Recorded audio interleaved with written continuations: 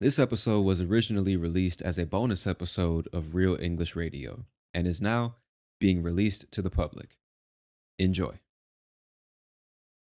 What's going on, my friend? I am back with yet another episode of Real English Radio. Thank you so much for tuning in today. And as the title of the episode suggests, my friend, I am back with some crazy ass Reddit stories. And all the stories from today's episode will be about crazy ex-girlfriends and boyfriends. All right, that is the topic of discussion or the theme that will be running through each of the four stories I got for you today. Now, there is a lot of vocabulary, slang, expressions, and things like that to be learned with each of these stories. So to keep the learning experience nice and organized and streamlined and practical, what I've done is separate the vocabulary guide into 4 documents, 4 PDFs, really 5. So the first 4 will be for each story. So there's 1 PDF for story 1, 1 for number 2, 1 for number 3, and finally for number 4. And then the 5th document will be just the quiz answers or the answers to the quizzes at the end of each document, okay?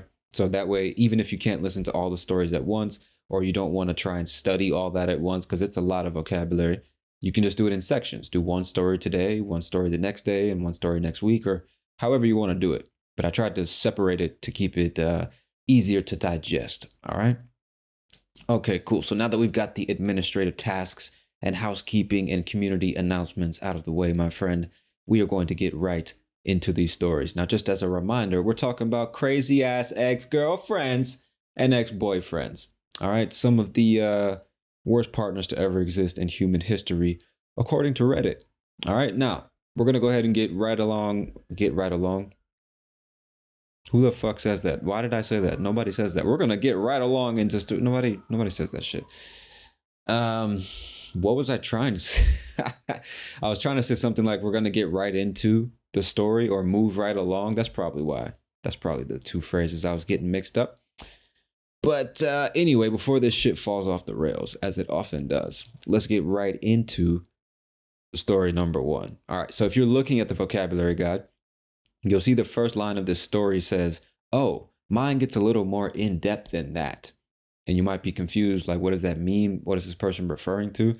And it's because in the thread on Reddit, somebody else had written a story, and then this person whose story I'm about to read right now responded by basically saying, what I believe they're saying is, my story goes into more detail, or it's crazier, or something like that. So it's unrelated. So then the next line is the actual beginning of the story. All right. So here we go. Story number 1. I broke up with the girl on a Monday, but me, being me, I tried to stay friends with her. When I broke up with her, she kept saying I needed to give her 6 more weeks for closure and that I was her last chance at dating. She is 28. On Friday, she shows up and says, "Hello, Bo." And I don't know if that's this person's name or something they say where this person is from, but that's this person's screen name on Reddit. So we're just going to call this person Hello, Bo. That's the person telling the story, apparently. So let me read that again. On Friday, she shows up and says, "Hello, Bo. I'm going to let you go, but I want you to know I'm pregnant." The next day, she calls me, saying she is going to the ER, which is the emergency room. Later that day, I get a phone call. She says that it's a tubular pregnancy and she needs to take the abortion pill. Note, usually this requires surgery. He put that in parentheses, indicating that it sounds strange that this person is having a tubular pregnancy and saying that she just needs to take an abortion pill, because usually tubular pregnancies require surgeries to resolve, let's say. And just in case you don't know, it's in the vocabulary guide, but just in case you're just listening, a tubular pregnancy, according to the dictionary, because I learned this as I was doing this episode, a tubular pregnancy is a medical condition also known as an ectopic pregnancy, where a fertilized egg implants and grows outside the main cavity of the uterus, typically in a fallopian tube, hence the name tubular pregnancy. And this apparently is extremely bad, very dangerous, and I believe, if I'm not mistaken, it could be fatal, because imagine the baby growing and developing inside the fallopian tube and not the uterus. I don't know exactly what would happen, but I can imagine, right? So anyway, getting back to the story, this fucking crazy chick, basically, just recapping what I've said so far. This guy, I'm assuming, this guy broke up with this girl, and then she said, "No, you need to give me 6 weeks for closure, right? You need to give me 6 weeks to do, just to accept the fact that you've broken up with me. I need you to keep seeing me and spending time with me and being my friend." And this fucking guy says, "Okay, let's do that." So on Friday, she shows up and says, "Listen, I'm going to let you go. It's okay if we break up. I accept it. But you should know I'm pregnant. I'm having your child." Right? So the next day, she calls this guy and says that she's going to the emergency room. And later that day, she says that she has a tubular pregnancy, which is very dangerous, and that she needs to take an abortion pill, when usually tubular pregnancies are resolved with surgery. All right, red flag number 2, if you ask me. Let's count how many flags there are in this fucking story. All right, let's continue. The next day, she calls me saying she's going to the ER. Later that day, I get a phone call and she says that it's a tubular pregnancy and she needs to take the abortion pill. Note, usually this requires surgery. She asked me if I would come over that night because she would need moral support or emotional support, right? And then he says, I felt obligated to go. When I was there, I told her I was going to leave when she went to bed. She started to cry, and she said she was afraid she might hurt herself, so I needed to stay there. Red flag number 3. That freaked me out a bit, so I did. And when he says, so I did, he means, so I stayed. She said I needed to stay, so I did, is what he said. At night, then she took my hand, put it on her belly, and said, say goodbye. Red flag number 4, all right? So next day, I woke up and got the hell out. Figured it was all over. So he's saying the very next morning, he got out of the house as fast as he could, thinking that was the end of it. That was the end of the situation. It was all over. That Monday, I get a phone call. She says I am still pregnant. Apparently, according to her, she had twins, and the one had survived. Apparently, what? Apparently, according to her, she had twins, and the one had survived, meaning only one of the twins that were born actually survived. Red flag number 5. Isn't that 4 or 5? I think it's 5. He says, I told her I wanted to go with her to her next doctor's appointment. She said, fine. It was Wednesday. On Tuesday, she messages me, tells me they had an opening, so she went early. Red flag number 6. I asked if No. She said, damn, I'm fucking up the story, dude. On Tuesday, she messages me and tells me they had an opening, so she went early. She asked if I wanted a picture. I said, sure. She sent me one, and I looked at it. No information on it, so I asked her, and she said they emailed it to her. Made sense. They removed all identifiable information. Let me just recap that just in case it wasn't clear or I didn't read it well enough to be understood. So he told this girl, after she said she had twins and one of them died. What, like, dude, after she says this, he basically says, okay, I want to go to your next doctor's appointment because something smells a little fucking fishy here, miss. And if something smells fishy, at least where I'm from, like in the US, if somebody says that, something smells fishy, it just means that something's not right. Something about what you're telling me doesn't sound right. Doesn't sound coherent or logical or realistic. Sounds like maybe you're lying to me or you've got some of the facts wrong or you don't, like, the way you're telling me isn't the way it actually happened. Something like that. Something's fishy. Something's wrong here. It smells like you can figuratively smell that something is wrong. Something stinks, right? Something stinks. That means there's a problem, you know?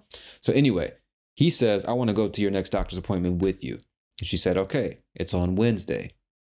The day before, on Tuesday, she says, oh, they had an early opening, so I went early by myself. Would you like to see a picture of the baby? Would you like to see? Okay. He says, yes, I'd like to see a picture. She sends a picture, but there's no information, not the baby's name, date of birth, anything like that. And now I'm kind of confused because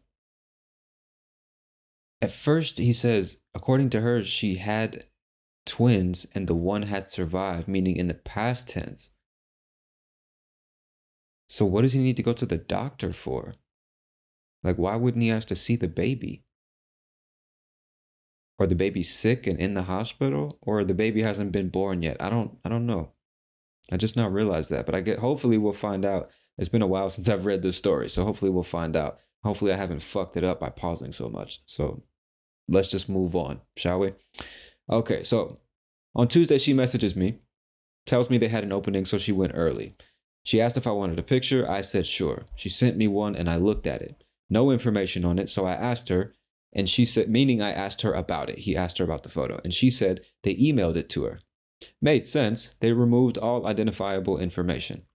2 days later, a friend with better Google Fu than me, and that makes no literal sense, but when he says Google Fu, it's just like a play on words with the term Kung Fu, the martial art. So when he says Google Fu, he's like a friend that has much better abilities to stalk and spy on people just using Google, like find out information about things or people using Google. It's just a joke. So 2 days later, a friend of mine with much better investigative abilities took that picture and found it online under someone else's name, meaning the picture of the baby. That's what he's talking about. You could even see where parts of the image had elements removed. I confronted her about it, meaning the ex-girlfriend. I confronted her about it, and she said she couldn't believe I would believe her and my child would never know who I am. The next day, she sent me an email saying her lawyer would be in touch, meaning her lawyer would be contacting this guy telling the story. The next day, then, she sent me an email saying that she was going to have the abortion, but I needed to pick her up and pay for it. So the baby hasn't been born yet. 5 minutes later, she sent me an email saying that if I didn't respond, she would just keep the child. I stopped counting red flags, but it's got to be close to 10 at this point. I responded back by saying that I had found the image, showed her the link, and she said her story has about what? Oh, I read it wrong. I responded back that I had found the image, meaning online. I showed her the link and said her story has about a 1 in 500,000 chance of being real, even without the fake image. I said if she continued to harass me, I would get a protection from harassment, meaning like a restraining order or like a do not contact order from not the police, maybe the police, but really a judge.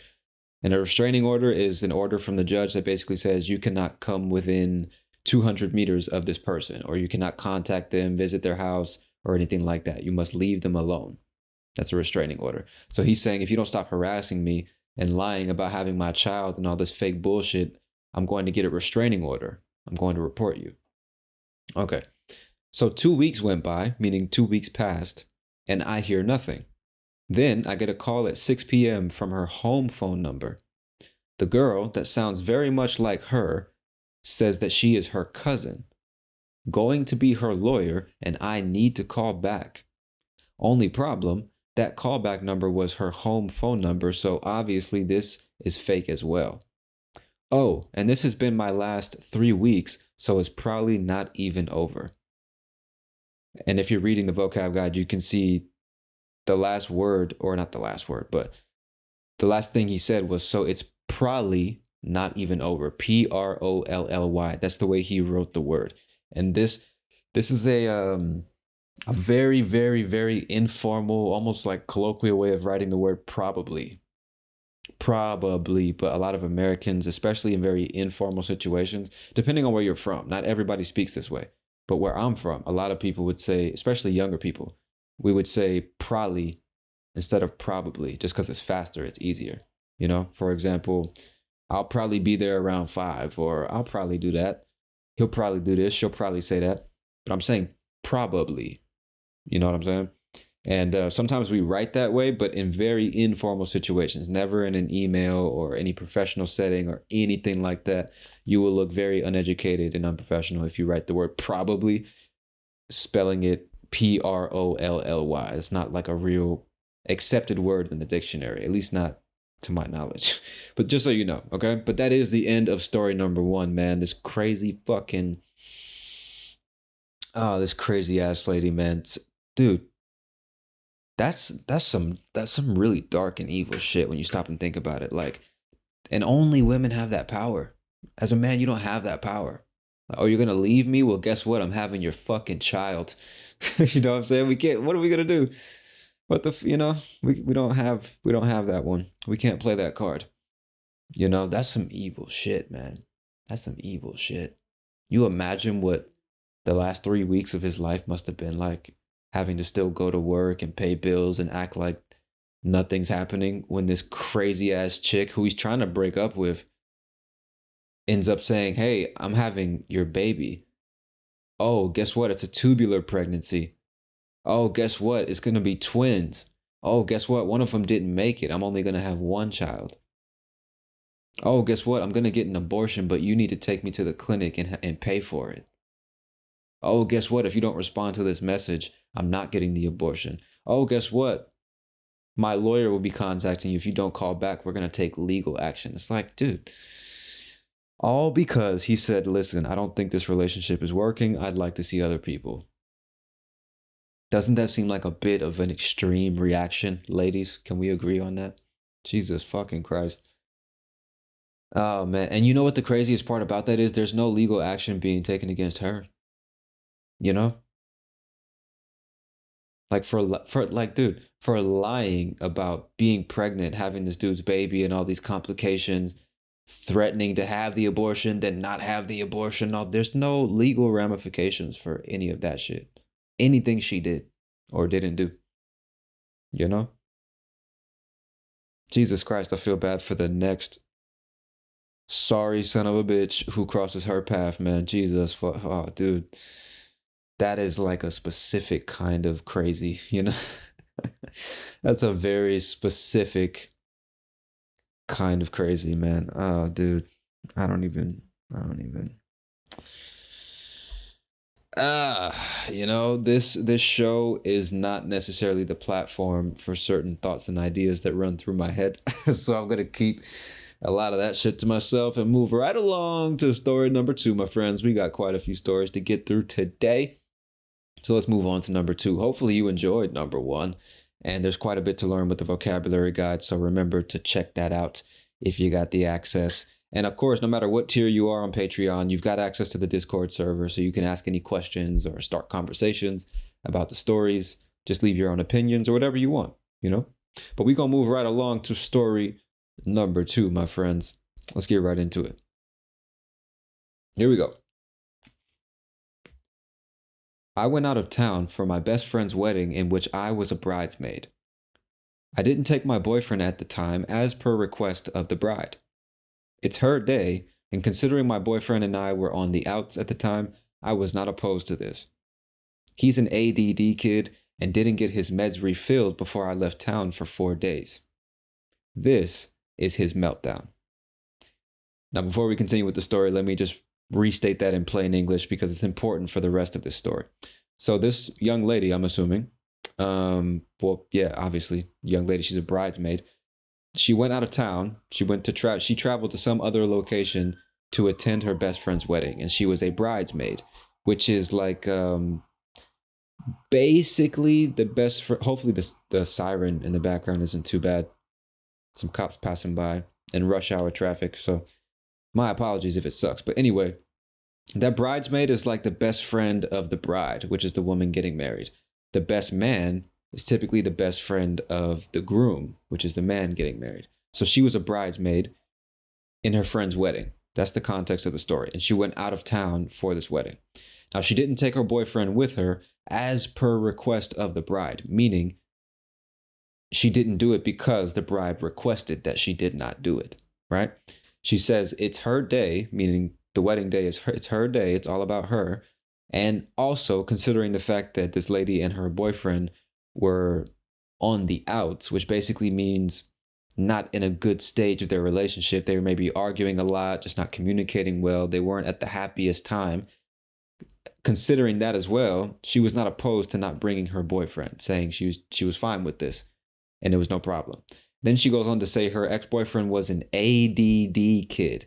And ADD stands for attention deficit disorder, which is a neurodevelopmental disorder characterized by a persistent pattern of inattention and or hyperactivity, impulsivity that interferes with functioning or development. So it means you have a really hard time paying attention. You're easily distracted, stuff like that. At least that's the way I understand it. So she's saying he has ADD, and apparently he has to take medication to control his ADD. But he didn't get his meds, which is like short for medication. He didn't get his meds refilled before I left town for 4 days, meaning he didn't go to the pharmacy and get more pills. That's a very simple way of saying the same thing. And this, meaning what's coming next in the story, is his meltdown, meaning the part where he lost his mind. If somebody melts down, it's like they have a very severe emotional or psychological episode, a very like they lose control. You know, they go crazy. They start screaming and crying, and they just don't have any control over themselves. They're panicking and shit like that. That's what it means to have a meltdown. All right. So now that that's clear, let's get on with this story. Started off okay, meaning the first couple hours or the first day, I'm assuming, started off okay. We would text back and forth, but I wouldn't be able to reply as fast because, I'm helping with the wedding. He overdosed on Valium and told me he was wandering around outside. And Valium is a very strong prescription drug, if I understand correctly. Then, so let me read that again. He overdosed on Valium, this drug, and told me he was wandering around outside. Then doesn't answer his phone for 6 hours, in which I'm panicking because I'm a 6-hour drive away from home and I don't know if he's wandered off in his fucked up state or not. I break down. My best friend's stepdad, an ex-police officer or an ex-cop, sits with me and lets me know some options on what I can do from far away. Eventually, I sent my apartment manager over to see if he had left the house or not. Apparently, he had fallen asleep because he had taken... Oh, no. I tried to like correct the grammar as I was reading it, like in real time, because she wrote, apparently he had fallen asleep because he took so many drugs. But what I would say is apparently he had fallen asleep because he had taken so many drugs, but both are acceptable. So the actual day of the ceremony, he flips out again, meaning he goes crazy again, because I don't have time to talk to him at all. Tensions are high for the wedding party as we are pushing to get this ceremony on its way, or to get this ceremony started successfully. I leave my phone in my bag while I help the bride and groom. Come back to no less than 10 voicemails and 30 plus text messages. Half of it incoherent gibberish, or she wrote here in the story just a bunch of gibberish, like somebody just on the keyboard pressed a bunch of buttons and they're not real words. That's what she got. Half of the text messages were like that. So then she goes on to say, this continues the whole weekend. I stopped responding. Come home to find my blinds torn, DVD player smashed, cooking oil spilled all over my kitchen floor that he made me clean up because apparently it was my fault he knocked it over while I wasn't even in town, and my entire nail polish collection, over 50 colors, destroyed, and I'm still finding cracked bottles. It's amazing how I haven't died from all those fumes. Red-colored Kool-Aid splashed everywhere. Even inside kitchen drawers, I don't even know how that happened. He didn't apologize for any of it. His only words were, "You made me do it. If you hadn't ignored me, this would have never happened." We are no longer together, of course, but this is just one episode of many. This man will be 30 next month. I pity his next girlfriend. And then she puts a little side note. The incident happened last year, so this is a 29-year-old man throwing temper tantrums. All right, ladies and gentlemen, we got ourselves a man-child. Well, I mean, that's a bit harsh, isn't it? I mean, this guy has ADD, and I don't really know all the... Hold on, that fucking siren. I'm sure you guys can hear that shit. I don't know anything about ADD or all the symptoms or how it makes people act, but it's hard to imagine like a mental disorder that makes it hard for you to pay attention would have anything to do with you acting like a fucking toddler when your girlfriend goes out of town. That sounds like dependency issues, not necessarily ADD symptoms. I'm not a psychologist or anything, you know? But like dogs that aren't trained um to be at home alone, especially inside of a cage, if you leave them for the first time and they're just used to you being there all the fucking time, they go crazy. They destroy the house. They're making noise. They're peeing all over the place looking for food and shit. They just panic. They don't know what the hell is going on. And that's the same thing with a small child. If you're always there and then you just disappear, the child's going to go fucking crazy. But an adult, that's a 29-year-old man, that's not a bit strange. That's very strange, isn't it?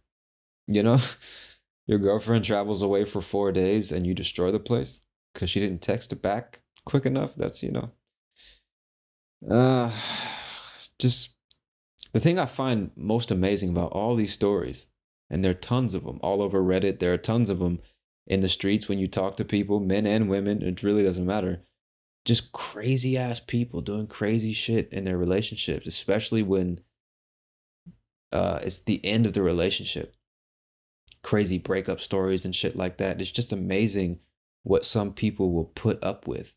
I can't even say some people because I've definitely put up with crazy shit as well. We all just sometimes put up with such fucking insanity because the sex is good or because we maybe believe deep down we can't find something better, or this is what we deserve, or we're just comfortable because we know more or less what to expect, or unresolved issues that you aren't even aware of that are making you want to be with this person even though they're so bad for you. I don't fucking know, man. It's just amazing.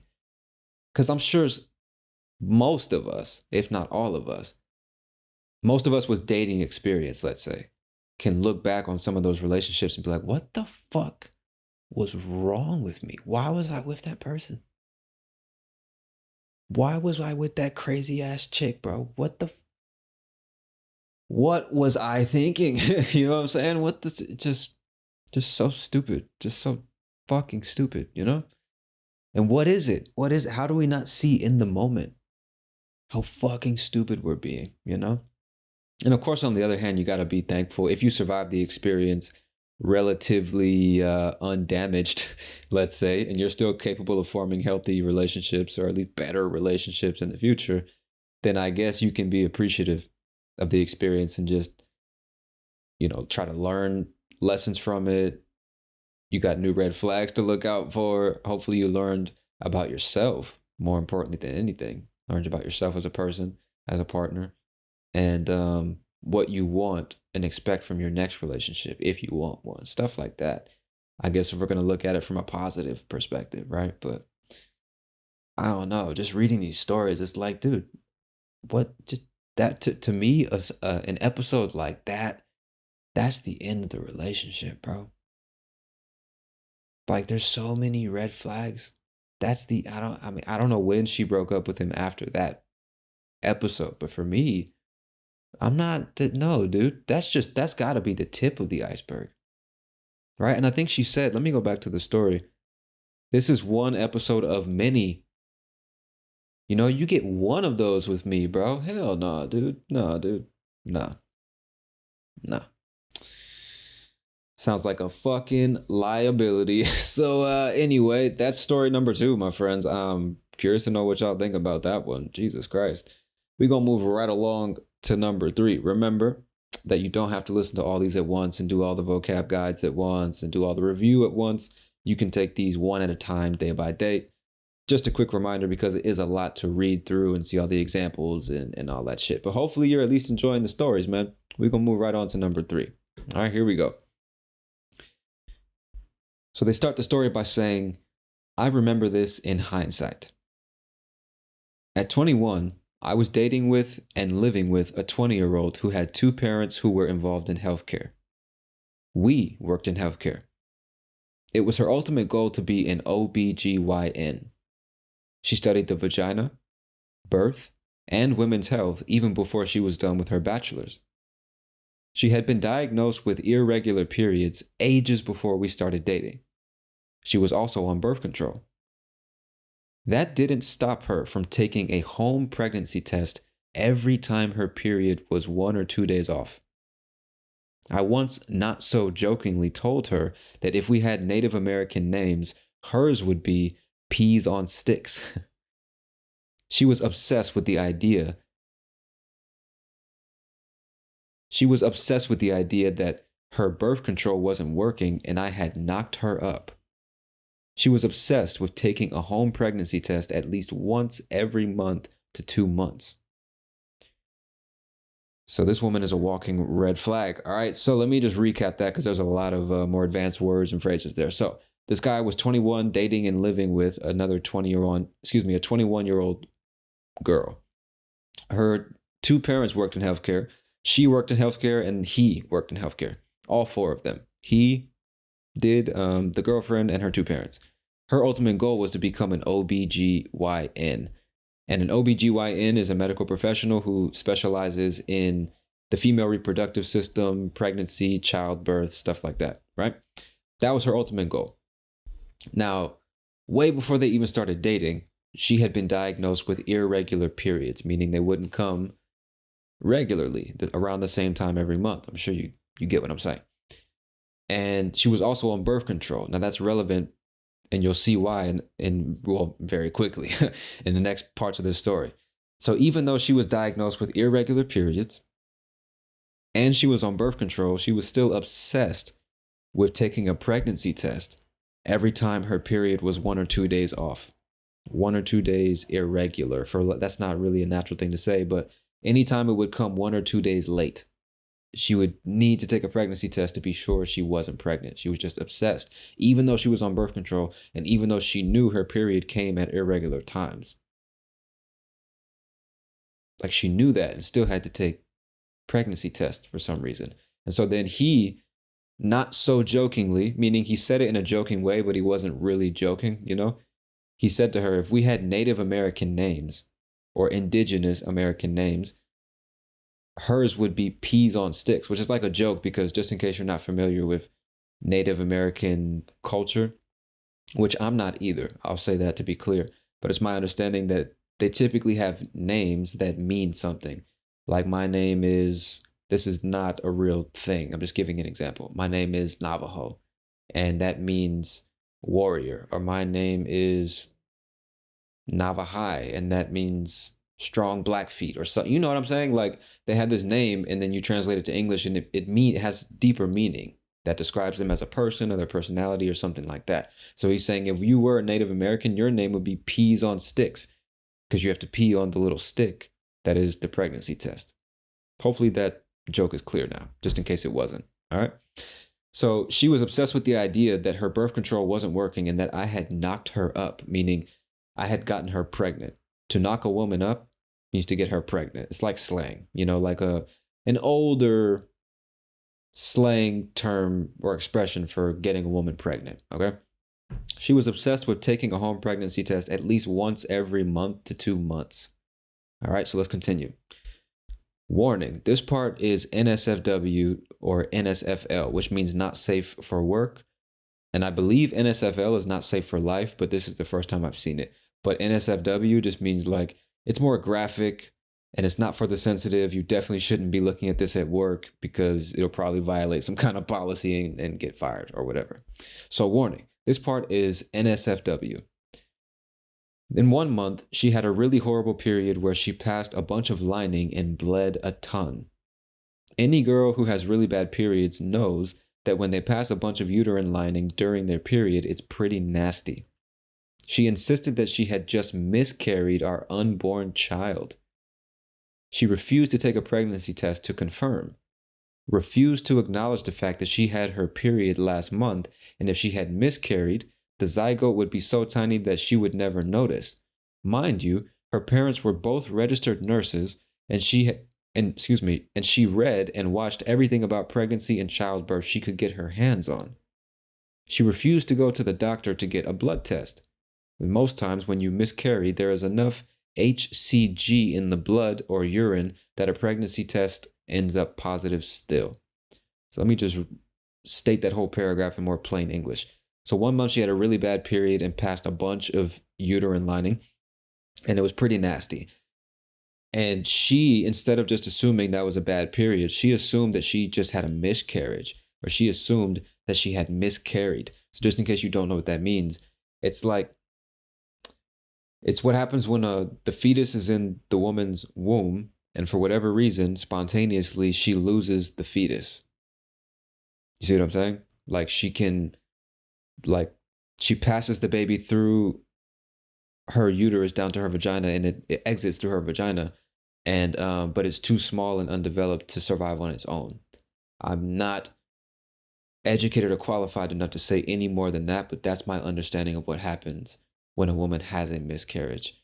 Obviously, you should do your own research, talk to your own OBGYNs and all that shit, but based on my limited research, that's what I can tell you. But I'm just nervous about telling you the wrong thing. But I mean, I searched, and that's what it basically says. The dictionary says to suffer the spontaneous loss of a fetus before it is viable outside of the womb, which is basically what I said. But again, that's as much detail as I can give you on that one. So getting back to the story, she insisted that she had just miscarried the unborn child. Unborn meaning had not been born yet.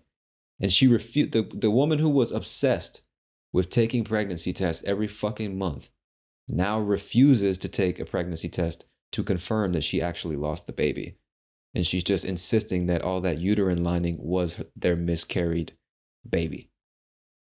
So this girl who was absolutely obsessed, and this is, I'm reading the story again. We're back to the story. So this girl who was absolutely obsessed with taking the home pee tests, meaning pregnancy tests, the ones that you pee on. This girl that was absolutely obsessed with taking the home pee test to the point we could have had stock in EPT, refused to take a home pregnancy test at all. So he told a little joke there. This girl who was absolutely obsessed with taking home pregnancy tests to the point we could have had stock in EPT. I'm guessing EPT is the name of the brand that produces the home pregnancy test. And it's just a joke that you'll hear sometimes from Americans, like, I do this so much, I should have stock in this thing.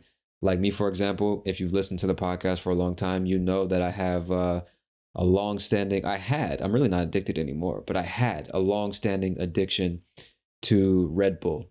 So I might say, man, I drink so much Red Bull, I should have stock in the company because I'm spending so much money there. I'm giving so much money to this business.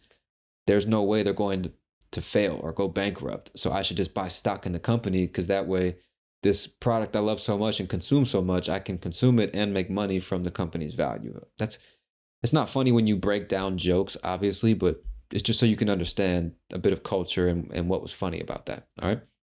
So last paragraph, he says, nope, she insisted she had miscarried. So she started mourning. Jesus.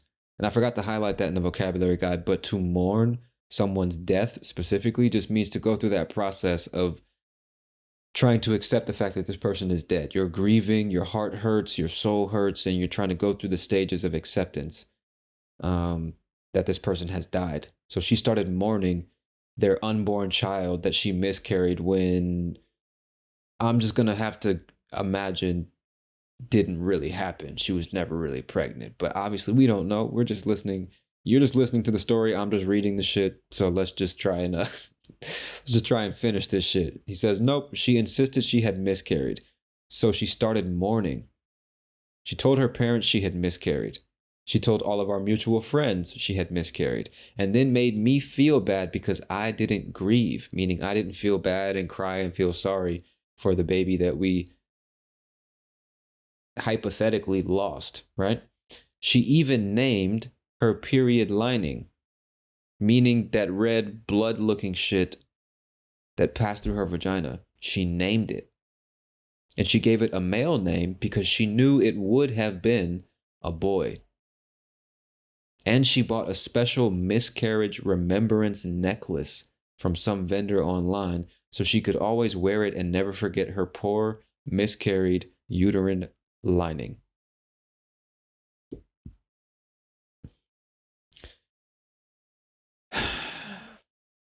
These stories just keep getting worse and worse, dude.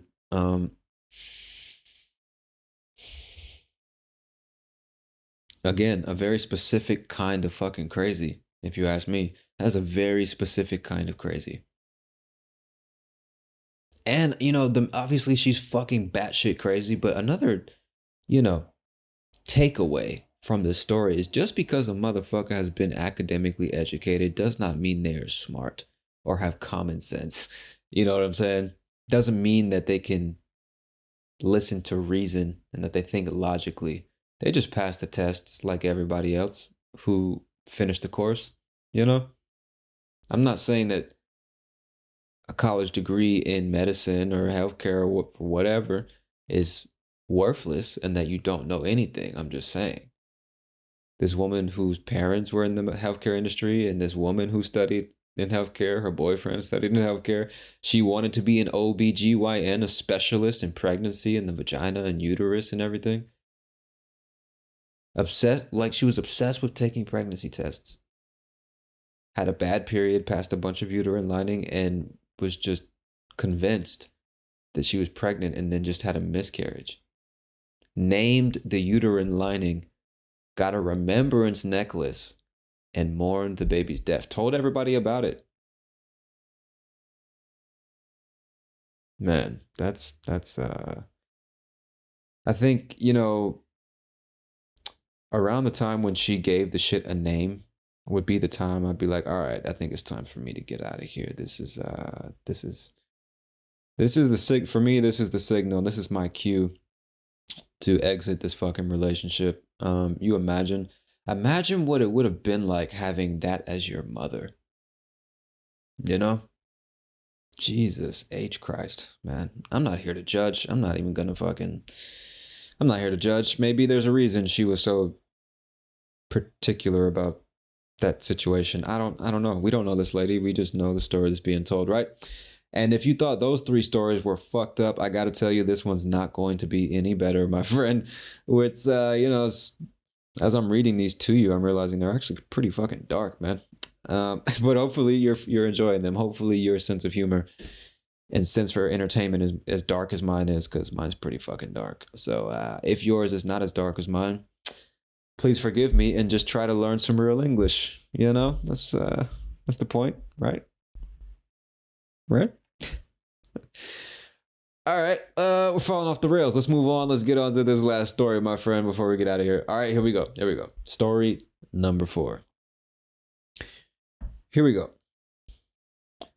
My crazy ex-boyfriend told me one day while we were still dating that I loved my 10-week-old kitten, or baby cat, more than him. Let me read that again, just in case you didn't hear that clearly. My crazy ex-boyfriend told me one day while we were still dating that I loved my 10-week-old kitten more than him. He asked me that night that's a really important sentence. Her crazy ex-boyfriend was jealous of the baby cat and said to his girlfriend, "You love the cat more than you love me." That's a very important sentence, okay? I've read this story like 3 times. That's a very important sentence. So he's jealous of the cat. He asked me that night if he could take him home with him to keep him awake during the drive. Already suspect, bro. Already fucking suspicious. Just in case that wasn't clear. He asked her if he could take home the baby cat because apparently the cat was going to keep him awake during the drive home. The fact that she agreed, I think, is... let me just read the story. I don't want to fuck up the listening experience. I'm sorry. He asked me that night if he could take the cat home with him to keep him awake during the drive. I said no. Oh, she didn't agree. I'm sorry. I'm shitting all over this girl. So she says, I said no, but he took the cat anyways. The next morning he called to tell me that he woke up late, jumped out of bed, and accidentally crushed him with both feet. Meaning the cat, bro. The cat, he jumped out of bed because he was late and in a rush and accidentally crushed a baby kitten. That's redundant, isn't it? He crushed a 10-week-old kitten with both feet. jumping out of bed. That was the story he came up with. Those were his exact words, she says. Let me read that one more time.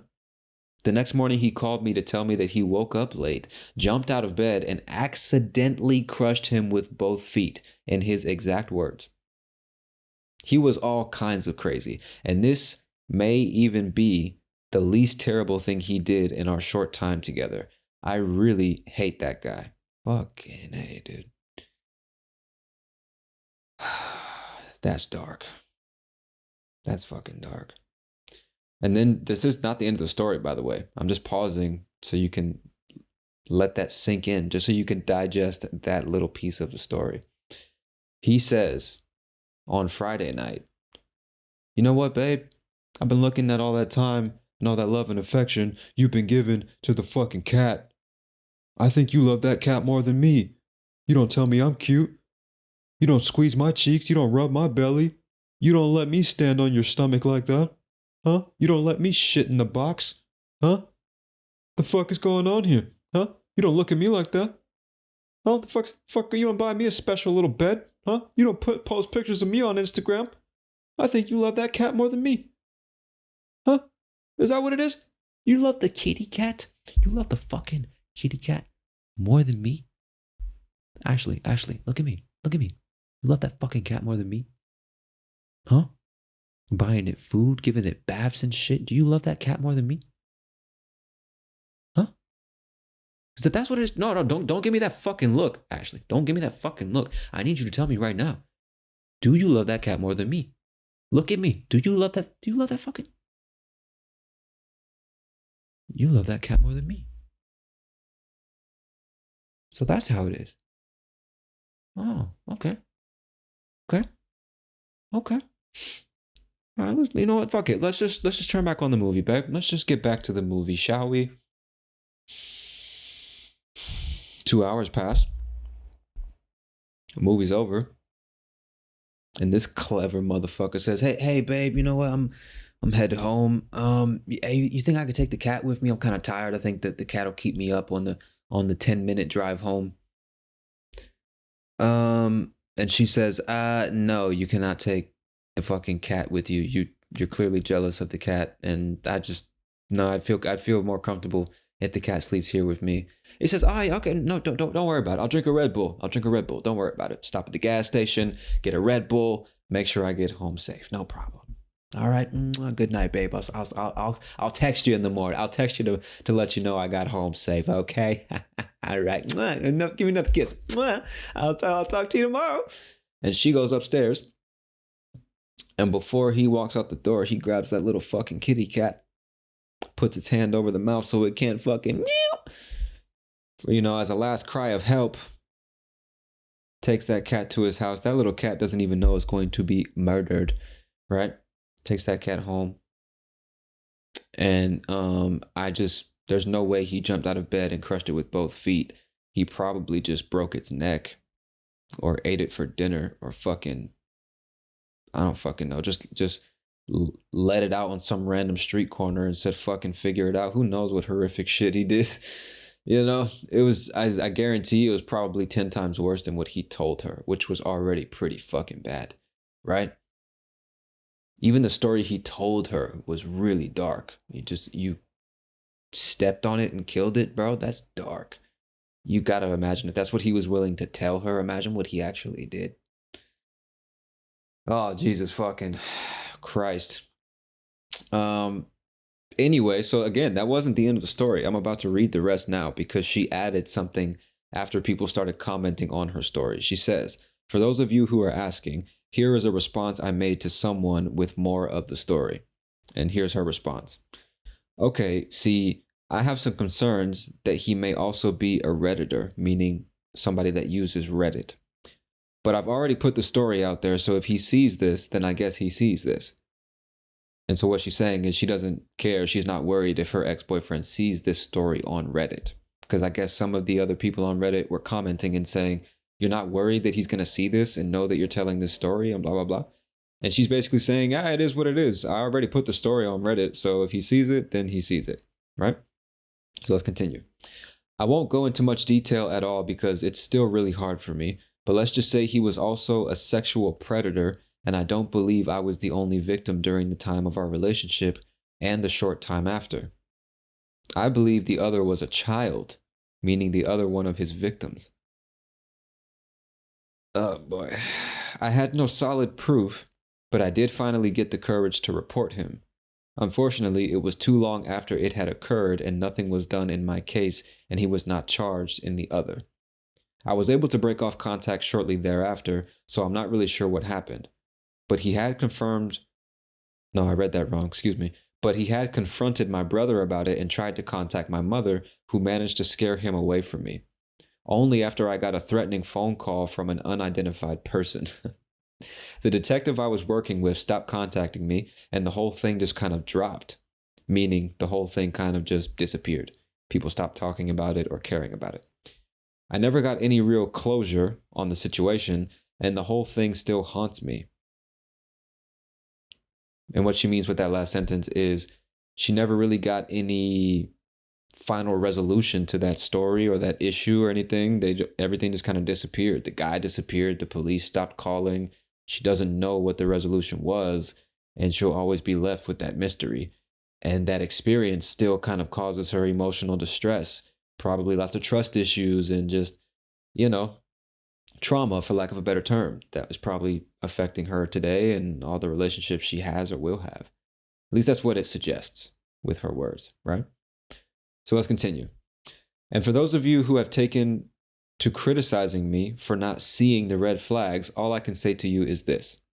You are welcome to go back and take a walk in my 18-year-old shoes and see how you deal with a charming sociopath/psychopath who has everyone you know on his side. Meaning everyone you know likes him and supports him and doesn't see anything evil about him. It was a very bad time in my life. I only hope that you never encounter someone like that, and if you do, maybe you can do it better than I did. I will say that I learned a lot from my experience and will never ignore my gut instinct ever again.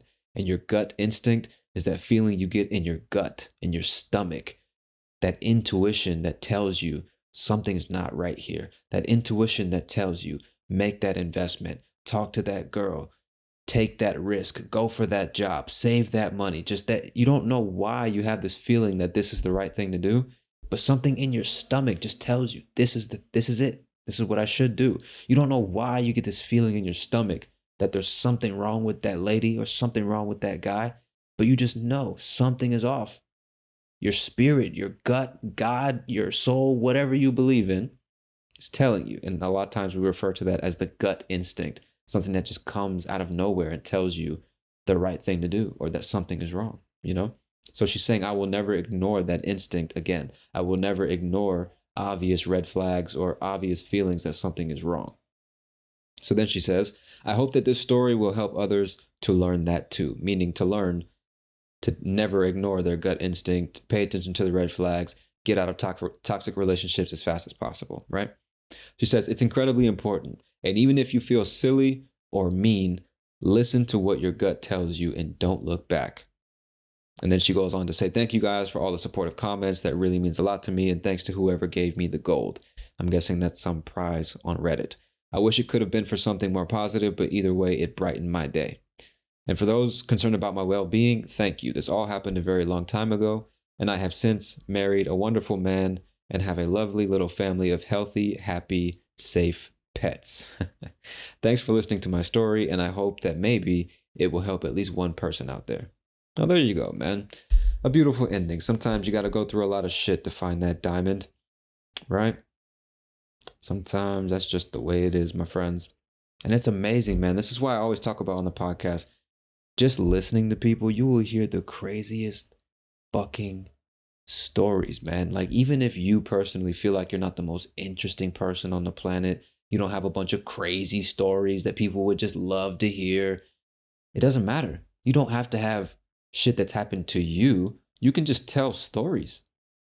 You can just collect amazing stories that you've heard and then share them with other people whenever appropriate, at parties or bars and casual conversations, group conversations. Anytime somebody says something that makes you think of a great story that you've heard, you can say, oh, that makes me think of this, and then share that story. and still contribute something really interesting to a conversation. It doesn't have to be your story. And so by shutting the fuck up and just listening to other people's stories and being curious and learning how to interview people in a more casual conversational way and learning how to get people in talking and keep them talking for hours and hours, man, people will tell you all kinds of crazy shit. Very deep and personal things about themselves or what they've been through, you know, which brings you closer to them. You learn more about them. You understand them better, you know. And then you just have these amazing stories that teach you things that you never would have learned because you're not going to have those experiences. So you can learn through other people's stories the same way we learn through people's songs and movies and poems and fictional novels and stuff like that. It's all stories. It's all stories. It's at the essence of human nature. We talked about that in a recent episode, The Lost Art of Conversation, right? So obviously these are very dark stories about some crazy ass ex-girlfriends and boyfriends, but still they're interesting stories, man, that you can take things from. And I'm just saying, maybe you feel like you don't have crazy stories like this to tell. You live in a small town, simple life, do the same thing every day. It doesn't mean that you can't get exposed to interesting stories and then find ways to share those stories in other moments with other people, you know. Or let those stories inspire you to live your life in different ways or think about life in different ways, you know. That's part of what I try to do with the podcast. It gives you just different stuff to think about, different stories and ideas and situations and stuff like that. Just so you have something to think about and talk about with your friends and family or whoever, you know what I'm saying? So anyway, man, that is 4 crazy ass stories about some crazy ass ex-girlfriends and boyfriends, man. Please let me know what y'all think about some of these stories on the Discord server. Hit me up and give me some feedback. And if you got any crazy ex stories of your own, please share those on Discord as well. I would love to read them. If you have any crazy stories at all that you wouldn't mind me sharing on the podcast, feel free to send those too. I love stories, man. But yeah, that's I don't even, you know, after all that darkness and those final thoughts and blessings and comments, I guess I'm gonna go ahead and get out of here, my friend. So as always, thank you for your time and attention. I hope you enjoyed these stories in this episode. I hope you learn a lot with each of the stories too. Remember to check out all the vocabulary guides, do the quizzes, check out the answers and all that stuff. And let me know if you have any questions about the material. All right. And also, thank you so much for supporting this podcast, man. If you're listening to this, it means that you are paying a monthly subscription to get all these benefits and, more importantly, keep the podcast going so that I can continue to provide you with all this stuff. So I really appreciate the support, man. And I really hope that you're getting all the value and knowledge and education and laughter and entertainment and ideas and all that good stuff from each and every episode, man. And there's a lot more to come. That's for sure, my friend. But I'm gonna get out of here, like I said, man. So I will definitely talk to y'all soon. Peace.